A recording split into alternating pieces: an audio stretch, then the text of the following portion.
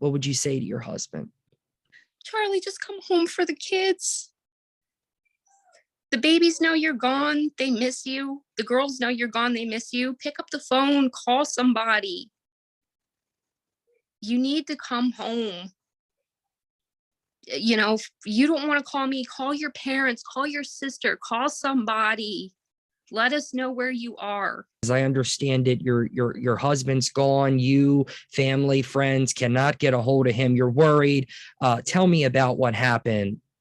Well, he walked out of the house Wednesday night. We got in a little disagreement, about babies. Babies didn't want to eat for him, typical married stuff. He stormed out. He pulled in the driveway Thursday morning, first thing. He was drunk. He does have a drinking problem. He did a stint in DBH back years before we got together. It was either 2014 or 2015. I don't recall. While there, he was diagnosed as bipolar disorder. And he pulled out of the drive. Well, before he pulled out of the driveway that Thursday morning, he said he was going to Waffle House and he'll be back. He turned his phone off and nobody ever heard from him since. Everybody's tried calling him straight to voicemail. I can't ping the phone. He's on my cell phone account. I don't know the iCloud account because he always uses his Gmail account. Dover police did say he was at Days Inn, and he did in fact check out Friday morning before Easter, and that was the last trace of him. I can't access the bank records. They won't cooperate because I guess we don't have a subpoena. We don't have a joint account or anything. And it's been over a week. I can provide his social security number. I can provide his checking account number. I can provide you with every information you need to access these account information, but they won't give it to me. And it's been over a week.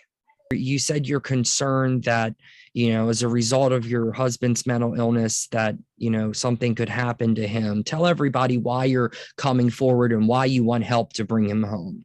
He sent out a message to a bunch of his close friends Wednesday night, I believe it was. The message wasn't released right away. It wasn't until his parents started, reaching out to his friends. And in the message, it just was a bunch of rambling. You can tell he was, drunk. And in the message, it specifically said the worst is yet to come.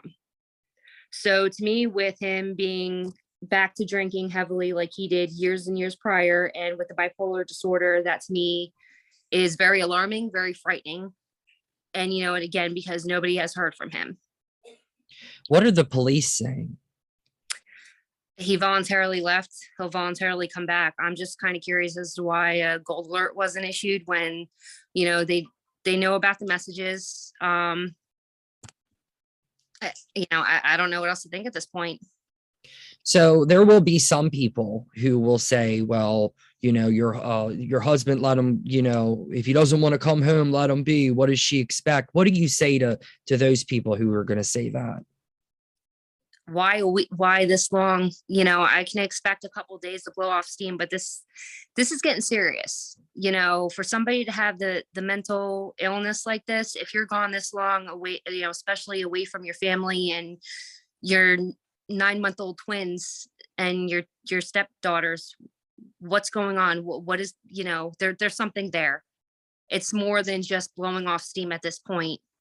Now, if your husband sees this interview and you can speak to him directly, what would you say to your husband? If you could talk to him right now, what would you say to your husband?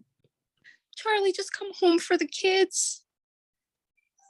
The babies know you're gone. They miss you. The girls know you're gone. They miss you. Pick up the phone, call somebody. You need to come home. If you don't want to call me, call your parents, call your sister, call somebody. Let us know where you are. All right. Anything else you'd like to add? Well, you know what? I'm going to ask you this. I can see you were almost about to cry. How has this affected you and how has this left you feeling?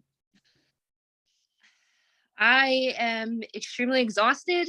I haven't slept since the night he left. I've been sleeping on the couch, hoping that I can hear him come in the house, because as soon as you open our door, the alarm kind of triggers. I'm forcing myself to eat, and I've been trying to keep myself going the best I can for the kids. I stayed at my mom's house a couple nights. His parents have been amazingly helpful during this whole thing. They've been helping me out financially with the bills that, have been due since he's gone. My parents have been helping me out the best they can.